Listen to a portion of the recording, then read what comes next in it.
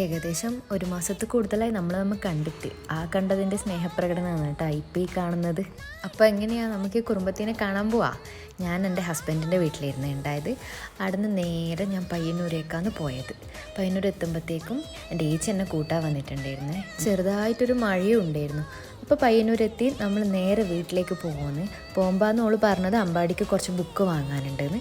അതൊക്കെ വാങ്ങി പോകുന്ന വഴിയായിരുന്നു ഇത്. നല്ല രസമുണ്ടായിരുന്നു ആ സ്ഥലം കാണാൻ വേണ്ടിയിട്ട്.